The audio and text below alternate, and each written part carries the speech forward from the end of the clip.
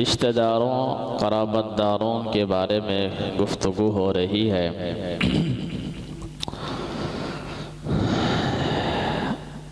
گھر گھر کی یہ کہانی ہے کہ رشتہ دار آپس میں لڑے ہوئے ہیں، ناراضگیاں ہو جاتی ہیں۔ ناراضگی ہونا کوئی بڑی بات نہیں، لیکن اس ناراضگی کو ہمیشہ کے لیے بنا لینا، سالہ سال گزر گئے لیکن وہ ناراضگیاں ختم نہ ہوئیں، یہ چیز غلط ہے۔ لڑنے کو انسان آپس میں جب اکٹھے رہتے ہیں تو لڑائیاں تو ہو جاتی ہیں، لیکن اس لڑائی کو حسد، کینہ، بغض، نفرت بنا لینا اور ہمیشہ کے لیے، یہ انتہائی خطرناک ہے انسان کے دونوں جہانوں کی تباہی کے لیے۔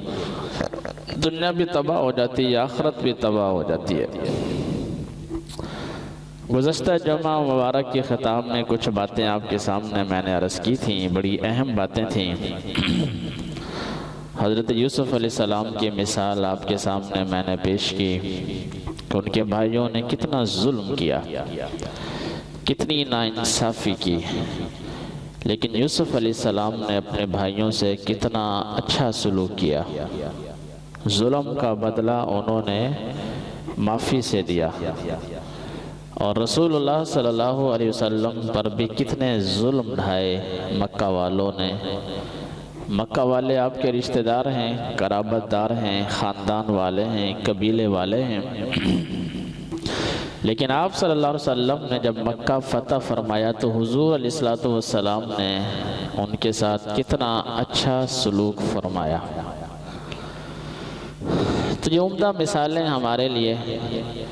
آج کچھ باتیں آپ کے سامنے مزید اس موضوع پر عرض کروں گا تاکہ ہمیں پتہ لگے کہ قرابت دار اور رشتہ دار، جن میں سب سے اونچا مقام ماں باپ کے لیے اولاد ہے، اولاد کے لیے ماں باپ ہیں، اس کے بعد بہن بھائی ہیں، خالہ پھوپھیاں، یہ جو رحم کے رشتہ دار ہیں، ان کو جوڑنے کے بارے میں کتنی سخت تاکید کی گئی ہے۔ اللہ تعالیٰ نے سورہ بقرہ کی آپ کے سامنے میں نے آیت تلاوت کی، جس کا خلاصہ یہ ہے کہ قرآن مجید ہر بندے کو ہدایت دیتا ہے، جو بھی اس کو پڑھتا ہے اللہ تعالیٰ اس کو ہدایت دے دیتا ہے، لیکن کچھ لوگ ایسے ہیں جن کو قرآن مجید پڑھنے کے باوجود ان کو ہدایت نہیں ملتی، نہ رحمتیں ملتی ہیں، نہ برکتیں ملتی ہیں، کچھ نہیں ملتا، بلکہ الٹا نقصان ہوتا ہے۔ اللہ کے کلام میں برکت ہے، اللہ کے کلام میں رحمت ہے، اللہ کے کلام میں ہدایت ہے، اللہ کے کلام میں دونوں جہانوں کی ابدی سعادت ہے۔ یہ ہر بندے کو ملتی ہے سوائے ان لوگوں کے، اللہ کیا فرماتے ہیں، سوائے ان لوگوں کے يَنْقُضُونَ عَهْدَ اللَّهِ مِنْ بَعْدِ مِيثَاقِهِ، جو اللہ سے کیے ہوئے وعدے کو توڑ دیتے ہیں۔ ہم نے اللہ سے وعدہ کیا کہ زمین پر آ کر ہم تیری تعلیمات پر عمل کریں گے، اور دوسرے وہ لوگ وَيَقْطَعُونَ مَا أَمَرَ اللَّهُ بِهِ أَن يُوصَلَ، جو رشتہ داریوں کو توڑتے ہیں۔ ماں باپ اولاد سے ناراض، اولاد ماں باپ سے ناراض، بھائی بھائی سے ناراض، رشتہ داریوں کو جو توڑتے ہیں، قرآن ان کے لیے نہ رحمت ہے، نہ خوشخبری ہے، نہ سعادت ہے، نہ برکت ہے، نہ ہدایت ہے، بلکہ الٹا اولئک هم الخاسرون، یہ لوگ خسارے والے ہیں، یہ لوگ نقصان اٹھانے والے ہیں، جو رشتہ داریوں کو توڑتے ہیں۔ اللہ کا کلام قرآن مجید جو اس زمین پر اللہ کی سب سے بڑی رحمت اور نعمت ہے، ان لوگوں کے لیے کوئی فائدہ نہیں پہنچاتا۔ ایک اور مقام پر رسول اللہ صلی اللہ علیہ وسلم نے فرمایا، آپ علیہ السلام کا فرمان ہے، ان لی قرابتن، کہ ایک صحابی حضور صلی اللہ علیہ وسلم کی خدمت میں حاضر ہوئے اور عرض کرنے لگے کہ یا رسول اللہ صلی اللہ علیہ وسلم، ان لی قرابتن، میرے رشتہ دار ہیں، میرے رشتہ دار ہیں، میں ان کے ساتھ جوڑتا ہوں، وہ میرے ساتھ قطع تعلق کرتے ہیں، میں ان کے ساتھ اچھا سلوک کرتا ہوں، وہ مجھ پر زیادتی کرتے ہیں، میں جوڑنے کی کوشش کرتا ہوں، وہ توڑتے ہیں، میں اچھا سلوک کرتا ہوں، وہ برا سلوک کرتے ہیں، میں ان کے ساتھ سمجھداری کی بات کرتا ہوں، وہ میرے ساتھ جہالت کی بات کرتے ہیں، یعنی ہر معاملے میں میرے خلاف ہیں، میں اچھا کرتا ہوں، وہ برا کرتے ہیں، تو اب میں کیا کروں؟ تو آپ علیہ السلام نے دو باتیں فرمائی، فرمایا کہ تو اسی طرح کرتا رہ، وہ توڑیں تو جوڑ، وہ ظلم کریں تو ان کے ساتھ اچھا سلوک کر، وہ جہالت کی باتیں کریں تو پھر بھی اچھی باتیں کرتا رہ۔ آگے حضور نے فرمایا کہ اگر تو ایسا کرتا رہے گا تو اللہ دونوں جہانوں میں تیرا مددگار ہوگا۔ اچھا، کتنی بڑی فضیلت ہے، یہ ظلم کریں تو کرنے دو، لیکن تو نے اچھائی کا دامن نہیں چھوڑنا، انصاف کا دامن نہیں چھوڑنا، محبت کا دامن نہیں چھوڑنا، حسن سلوک کا دامن نہیں چھوڑنا۔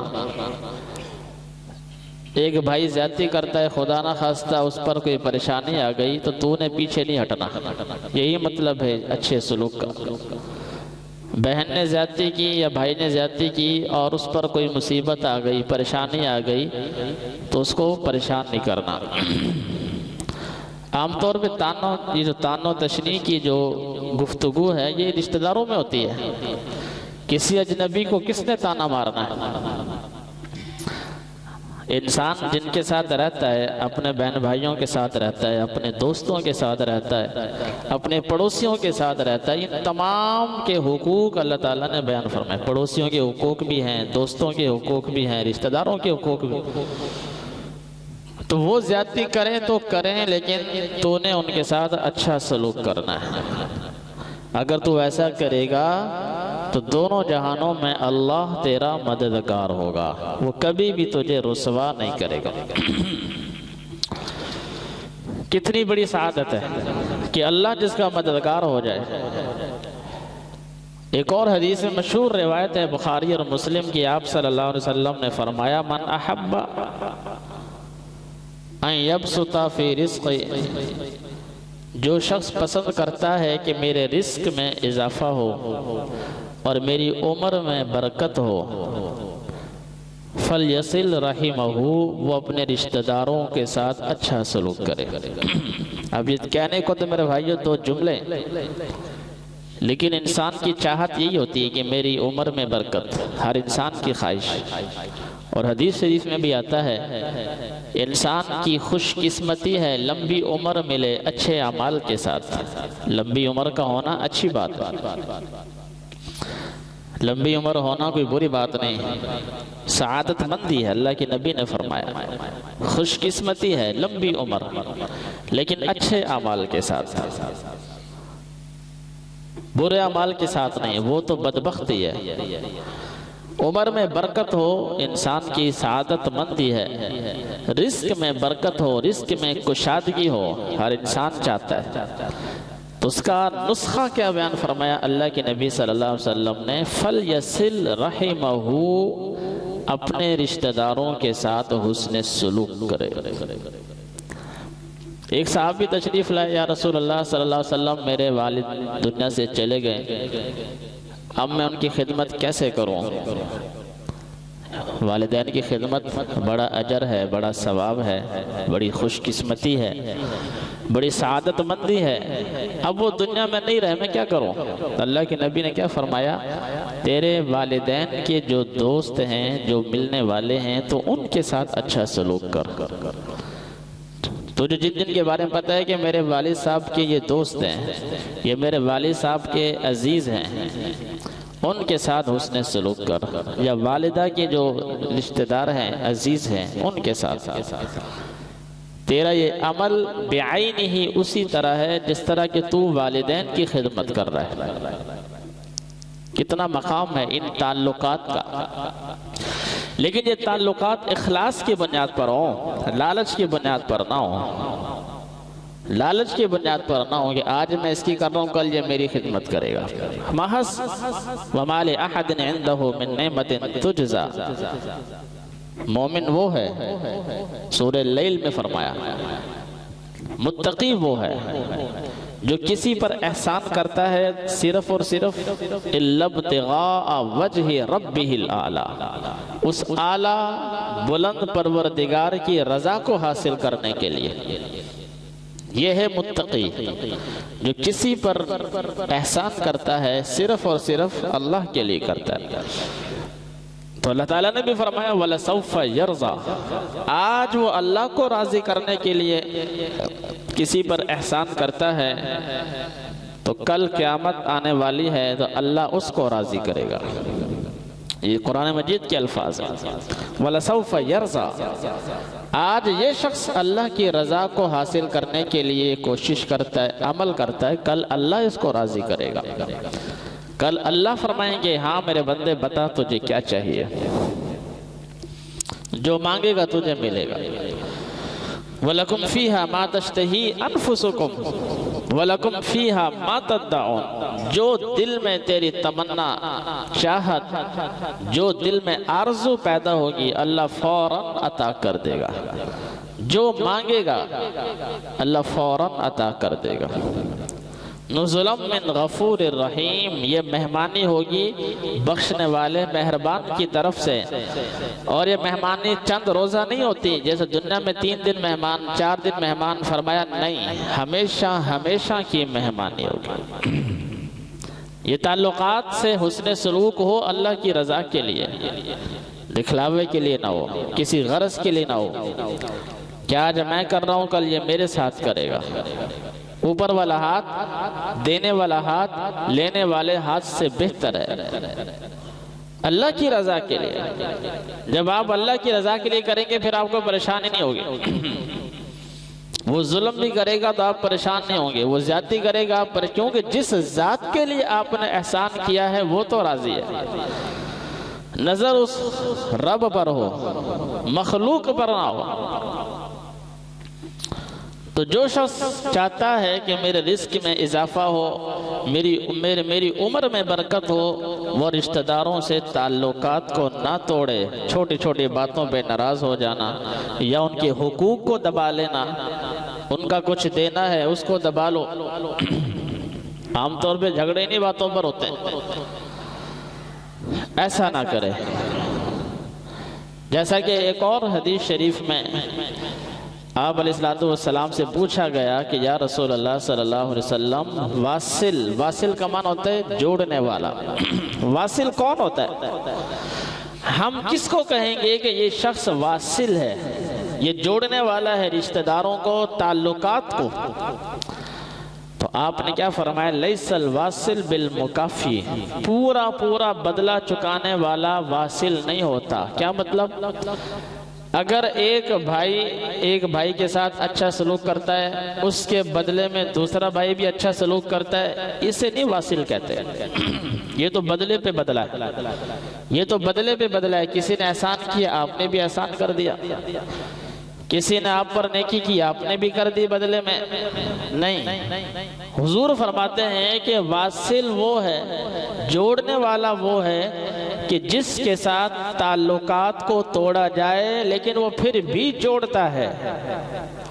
تعلقات توڑے جا رہے ہیں لیکن وہ پھر بھی جوڑتا ہے، اسے بولتے ہیں جوڑنے والا، اسے بولتے ہیں واصل۔ اس بندے کے لیے مقام ہے، اس کی فضیلت ہے۔ باقی تو بدلے پہ بدلہ تو ہر بندہ کرتا ہے۔ کسی نے آپ پر احسان کیا، آپ نے بدلے میں اس پر احسان کر دیا، یہ نہیں ہوتا۔ ہوتا یہ کہ اگر ایک بھائی، ایک رشتہ دار، ایک عزیز آپ سے تعلق کو توڑتا ہے، لیکن آپ پھر بھی اس کے ساتھ حسن سلوک کرتے ہیں، اس کا برا نہیں چاہتے، اس کی غیبت نہیں کرتے، اس کے بارے میں آپ کے خیالات اچھے ہیں، آپ کے اس کے بارے میں تمنا اچھی ہے، اور آپ اپنے بول چال میں اس کا ذکر خیر سے کرتے ہیں، تو اس کو کہتے ہیں کہ یہ بندہ جوڑنے والا ہے، اس کی عمر میں برکت ہوگی، اس کے مال میں برکت ہوگی۔ ایک صحابی آپ علیہ السلام کے پاس تشریف لائے، بخاری شریف کی روایت، مسلم شریف کی روایت، عرض کیا کہ یا رسول اللہ صلی اللہ علیہ وسلم اخبرنی، مجھے بتائیں ایسا عمل جس سے میں جنت میں داخل ہو جاؤں اور جہنم سے بچ جاؤں، ان یدخلنی الجنہ ویباعدنی من النار، ایسا عمل کہ جو جنت میں لے جائے، جہنم سے بچا لے۔ اللہ کے نبی صلی اللہ علیہ وسلم نے آسان سا نسخہ بتایا۔ پہلی تو 3-4 چیزیں وہی بتائیں جو اسلام کی بنیادیات ہیں، نماز، روزہ، زکوٰۃ، حج، یہ بنیادی چیزیں دین کی، اسلام کی، اس سے چھٹکارا نہیں۔ نماز پڑھنا میرا بھائی جو بہت آسان ہے، اگر کوئی انسان مصروف ہے، دکان چھوڑ کے نہیں آ سکتا تو دکان پہ نماز پڑھ لے، زیادہ ٹائم نہیں ہے، 4 فرض پڑھ لے بس۔ اب 4 فرض پڑھنے کے لیے بھی ٹائم نہیں ہے، چلو ظہر کی مثلا 12 رکعتیں نہیں ہے ٹائم، دکان پہ آپ مصروفیت ہے، 12 رکعتیں پڑھنے کا ٹائم نہیں، 4 فرض پڑھنے کا ٹائم تو نکالنا پڑے گا۔ 5-7 منٹ بھی جس بندے کے پاس نہیں ہے تو پھر کس سے گلہ کرے؟ رمضان سال کے بعد آتا ہے، حج زندگی میں 1 مرتبہ، زکوٰۃ بھی سال میں 1 مرتبہ، اور وہ بھی تھوڑی سی زکوٰۃ، 100 روپے میں 2.5 روپے۔ دین بہت آسان ہے میرے بھائیو، انسان جیسے جیسے اسی طرح عمل کرے۔ مسجد میں نہیں آ سکتے، اتنی مصروفیت ہے، دکان چھوڑ کے نہیں آ سکتے، دکان پہ پڑھ لو، دکان پہ پڑھ لو، لیکن یہ نہیں کہ جسے غبن مار لو، پڑھنی نہیں، سال ہر سال گزر گئے، نہیں، اس کی بخشش نہیں۔ تو 3-4 چیزیں اللہ کے نبی نے یہی بیان فرمائی جو بنیادی چیزیں اسلام کی، دین کی، جن کے بغیر کوئی چارہ نہیں، ان پر تو عمل کرنا ہے۔ چوتھی چیز اللہ کے نبی نے بیان فرمائی، رشتہ داریوں کو جوڑ کے رکھ، بہن بھائیوں پر ظلم مت کر، زیادتی مت کر، اپنی اولاد پر، اپنے ماں باپ پر، اپنے قریبی عزیزوں پر ان کا دل مت دکھا، غیبت مت کر، جھوٹ مت بول، ان کا برا مت چاہ، ان کے بعد ان کے ساتھ حسد مت کر۔ یہ سادہ سا فارمولہ ہے جنت میں جانے کا، جہنم سے بچنے کا۔ سیدھا سیدھا اسلام، سیدھا سیدھا دین، سیدھا سیدھا راستہ، اہدنا الصراط المستقیم، سیدھا راستہ جنت کا۔ نماز پڑھ، روزہ رکھ، زکوٰۃ دے، حج کر، اور رشتہ داریوں سے اچھا سلوک کر، بہن بھائیوں سے اچھا سلوک کر، یہ تیری جنت کی ضمانت ہے۔ تیری جنت کی ضمانت اللہ کے نبی صلی اللہ علیہ وسلم خود دے رہے ہیں۔ یہ آسان سا فارمولہ ہے جنت میں جانے کا۔ اور ایک اور روایت میں آپ نے کیا فرمایا، لا يدخل الجنت قاطع، قطع تعلق کرنے والا چاہے جتنی عبادت کر لے کبھی بھی جنت میں نہیں جا سکتا۔ قطع تعلق کرنے والا جتنی چاہے عبادت کر لے جنت میں نہیں جا سکتا۔ ابھی میرے بھائیوں چند دنوں کے بعد شب برات آنے والی ہے، اور اس کے بعد رمضان، شب قدر ہے، ماہ مبارک میں شب قدر ہے۔ آپ جانتے ہیں شب برات کے بارے میں بھی احادیث میں آتا ہے، اللہ رب العزت اس رات میں ہزاروں لاکھوں لوگوں کی بخشش کا اعلان فرماتے ہیں۔ شب قدر میں تو بات ہی کچھ اور ہے، کتنی سعادت مندی ہے شب قدر کی۔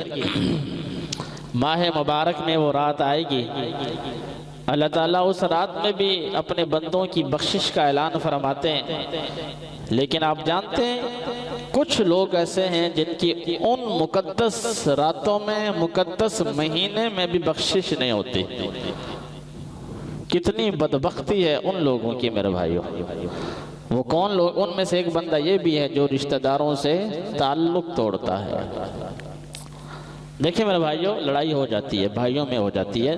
میں نے شروع میں عرض کیا کہ لڑائی ہونا بری بات نہیں، اس لڑائی کو ہمیشہ کے لیے بنا لینا یہ بری بات ہے۔ 3 دن تک تو اسلام نے اجازت دی ہے، اگر لڑ پڑے ہیں بہن بھائی کسی وجہ سے منہ ماری ہو گئی، 3 دن تک تو اجازت ہے، اس کے بعد نہیں۔ اس کے بعد دل میں حسد رکھنا، بغض رکھنا، حدیث شریف کے واضح الفاظ ہیں کہ شب قدر جیسی عظیم رات میں بھی ان لوگوں کی بخشش نہیں کی جاتی، ان کی مغفرت نہیں کی جاتی۔ آپ علیہ السلام پر پہلی وحی نازل ہوئی غار حرا میں، آپ گھبرا گئے۔ مشہور حدیث ہے، بخاری شریف کی پہلی روایت یہی ہے، آپ گھبرا گئے، آپ کے بدن پر کپ کپی تاری تھی۔ حضرت خدیجہ کے پاس تشریف لے گئے، زملونی زملونی، خدیجہ مجھے چادر دو، مجھے چادر دو، سردی لگ رہی، جسم کانپ رہا ہے۔ آپ بے حد گھبرا گئے، پریشان ہو گئے کہ وہی آئی، غار میں فرشتہ آیا، 3 دفعہ اس کو آپ علیہ السلام کو دبایا۔ آپ خوف زدہ ہو گئے، پریشان ہو گئے۔ اسی خوف کے عالم میں گھر تشریف لائے۔ حضرت خدیجہ رضی اللہ تعالیٰ عنہ نے حضور صلی اللہ علیہ وسلم کی گھبراہٹ کو دیکھا، وہ نہیں گھبرائی، حالانکہ انہیں کیا پتا تھا کہ واقعہ ہوا کیا ہے۔ حضرت خدیجہ کو تو نہیں پتا تھا کہ غار حرا میں کیا بات ہوئی، فرشتہ آیا، کیا باتیں ہوئیں، لیکن انہوں نے بغیر علم کے اللہ کے نبی کو بڑے خوبصورت جملوں میں تسلی دی۔ حضرت خدیجہ کی فہم اور فراست، فرمایا یا رسول اللہ صلی اللہ علیہ وسلم واقعہ جو بھی ہوا مجھے نہیں پتا، لیکن میں دعوے سے کہتی ہوں اللہ آپ کو کبھی بھی رسوا نہیں کرے گا۔ کلا واللہ لا یخزیک ابدا، اللہ کی قسم اے نبی صلی اللہ علیہ وسلم، رب ذوالجلال ہرگز ہرگز آپ کو رسوا نہیں کرے گا۔ کیوں؟ دلیل میں یہی باتیں عرض کی۔ پہلی بات، آپ دوسروں کے کام آتے ہیں، دوسروں کے دکھ درد میں شریک ہوتے ہیں، دوسروں کی تکلیف میں تڑپ اٹھتے ہیں۔ دوسری بات، حق کا ساتھ دیتے ہیں، جھوٹ کا ساتھ نہیں دیتے۔ بات حق کی طرف کرتے ہیں، باطل کی طرف نہیں کرتے۔ اور تیسری چیز، لتصل الرحم، آپ رشتہ داریوں کو جوڑتے ہیں۔ جس بندے میں یہ صفات ہوں وہ کبھی بھی رسوا نہیں ہوتی۔ حضرت خدیجہ کے حضور کو تسلی دی۔ جس انسان میں یہ صفات ہوں کہ دوسروں کا دکھ درد سمجھے، حق کا ساتھ دے، جھوٹ کا ساتھ نہ دے، اور رشتہ داروں کے ساتھ اچھا سلوک کرے، اللہ رب العزت اسے، وہ کوئی بھی ہو، کوئی بھی ہے، کوئی بھی انسان ہے، رب ذوالجلال اسے کبھی بھی رسوا نہیں کرے، نہ دنیا میں نہ آخرت کے اندر۔ کیا تسلی دی؟ ہم سب کے لیے جملہ ہے۔ حضرت عبداللہ بن سلام رضی اللہ تعالی عنہ ایک یہودی عالم تھے، تورات و انجیل کو جاننے والے تھے، مدینہ میں رہتے تھے۔ انہیں خبر ملی کہ نبی آخر الزمان صلی اللہ علیہ وسلم تشریف لا رہے ہیں مکہ سے مدینہ ہجرت کر کے۔ چونکہ یہودی علماء جانتے تھے کہ آخری نبی سرزمین مدینہ میں آئے گا ہجرت کر کے، لیکن پھر بھی تسلی کے لیے انہوں نے یہ فیصلہ کیا کہ میں اس نبی کے ابتدائی الفاظ سنوں گا کہ وہ آنے والا آخری پیغمبر کیا بولتا ہے، تعلیمات کیا دیتا ہے، اس کے بعد میں اسلام قبول کروں گا۔ ایک درخت پر چڑھ گئے، دیکھا کہ سامنے آپ صلی اللہ علیہ وسلم تشریف لا رہے ہیں، آپ کے چاروں طرف لوگ ہیں۔ پہلی بات انہوں نے یہ فرمائی، حضرت عبداللہ بن سلام نے آپ کے چہرہ انور کو دیکھ کر فوراً فرمایا اللہ کی قسم یہ چہرہ کسی جھوٹے انسان کا نہیں ہو سکتا، یہ جو چہرہ ہے نبی صلی اللہ علیہ وسلم کا یہ سچے انسان کا ہے، جھوٹے کا نہیں ہو سکتا۔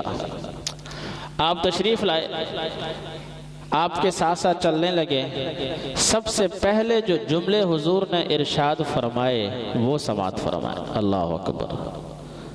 فرمائے یا ایھا الناس، اے لوگو افشوا السلام، سلامتی کو پھیلاؤ۔ سلامتی پھیلانے کا مطلب یہی ہوتا ہے دلوں سے میل کچیل نکال دو، سلام، ہر طرف سلامتی سلامتی سلامتی۔ اس کا یہ مطلب نہیں جو ہم لے لیتے ہیں سلام کرو سلام کرو، ہاتھ سے سلام کرو، منہ میں رام رام بغل میں چھری، یہ کام نہ ہو۔ منہ سے سلام ہو اور دل میں کیا ہو، نفرتیں ہوں، ایسا سلام نہیں۔ افشوا السلام، سلامتی پھیلاؤ، ایسی سلامتی جو منہ پہ وہی دل میں۔ لِمَ تَقُولُونَ مَا لَا تَفْعَلُونَ، زبان پر کچھ دل پر کچھ، یہ والی سلامتی نہیں، یہ تو منافقت ہے، یہ تو منافقت ہے جس کے بارے میں اللہ نے اعلان فرمایا کہ سب سے جہنم کے نچلے درجے میں جائیں گے۔ اور حدیث شریف میں آتا ہے بدترین انسان وہ ہے جس کے شر سے بچنے کے لیے لوگ سلام کرتے ہیں، جھک جھک کر ملتے ہیں کہ اس کے شر سے بچا جائے۔ نہیں میرے بھائی، سلامتی، کسی کو تکلیف نہ دو، پہلا جملہ۔ وَأَطْعِمُوا الطَّعَامَ، بھوکوں کو کھانا کھلاؤ۔ تیسرا جملہ وَصِلُوا الْأَرْحَامَ، رشتہ داروں کو جوڑو۔ وَصَلُّوا بِاللَّيْلِ وَالنَّاسُ نِيَامٌ، چوتھا جملہ ارشاد فرمایا کہ جب لوگ سوئے ہوں اس وقت نماز پڑھو۔ اس کا مطلب فجر اور عشاء کی نماز، تہجد پڑھ لیں تو بہت اچھی بات، ورنہ عشاء اور فجر عام طور پہ لوگ اس ٹائم سوئے ہوتے ہیں، خاص طور سے فجر کے ٹائم پہ لوگ سوئے ہوتے ہیں، اس ٹائم اٹھ کر نماز پڑھو۔ چار جملے اللہ کی نبی نے بڑے خوبصورت ارشاد فرمائے، ابدی سعادت مندی کے جملے ہیں۔ سلامتی پھیلاؤ، بھوکوں کو کھانا کھلاؤ، وصلوا باللیل، رات کو لوگ سوئے ہوں نماز پڑھو، وصلوا الارحام، رشتہ داریوں کے ساتھ اچھا سلوک کرو۔ عبداللہ بن سلام فرماتے ہیں میں نے جب یہ جملے سنے تو سمجھ گیا کہ یہ جملے ایک پیغمبر کی زبان سے نکل سکتے ہیں، فوراً اسلام قبول کر لیا۔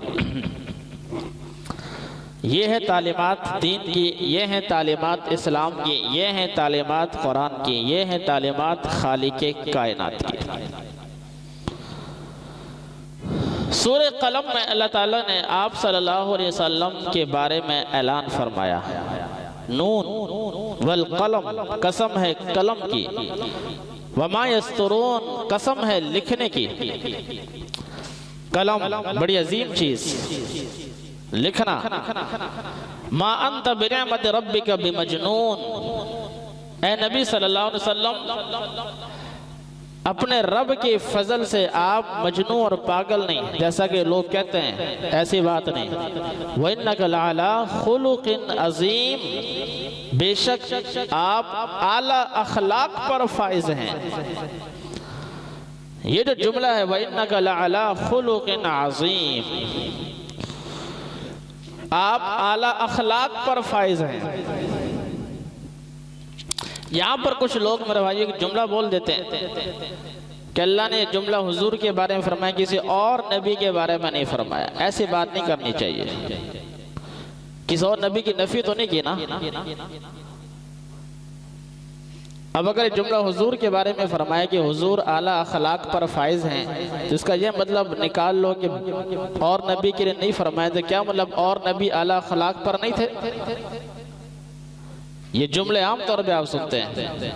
حضور نے خود فرمایا کہ میری شان اس طرح بیان نہ کرو کہ دوسرے نبیوں کی توہین ہو، دوسرے نبیوں کی تنقیص ہو، اس انداز میں میری شان نہ بیان کرو۔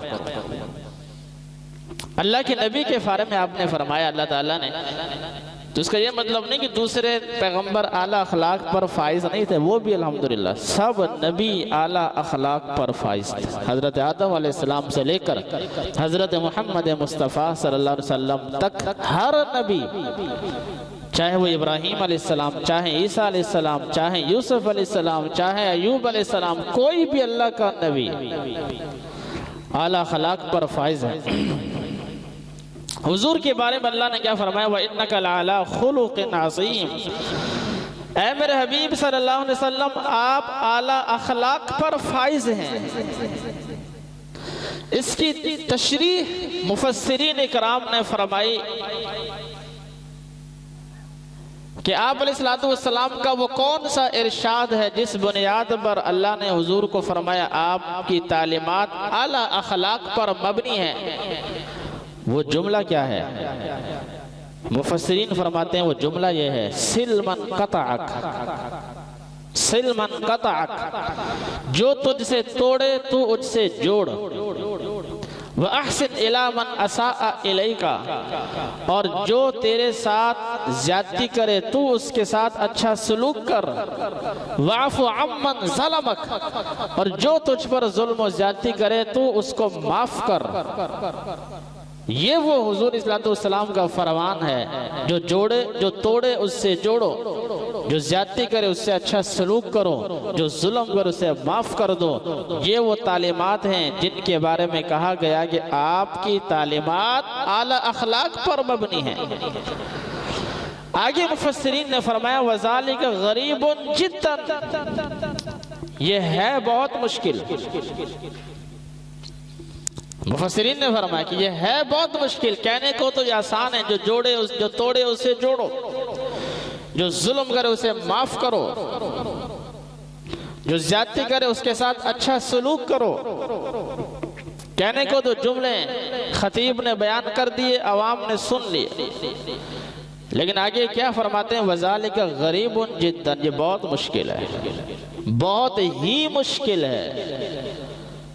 لیکن میرے بھائیوں، جن لوگوں کی نظر میں ارادے جن کے پختہ ہوں، نظر جن کی خدا پر ہو، تلاطم خیز موجوں سے وہ گھبرایا نہیں کرتے، ارادے جن کی نظر خدا پر ہو، اللہ کی ذات پر ہو، ان کے لیے کوئی مشکل نہیں۔ وَإِنَّهَا لَكَبِيرَةٌ إِلَّا عَلَى الْخَاشِعِينَ،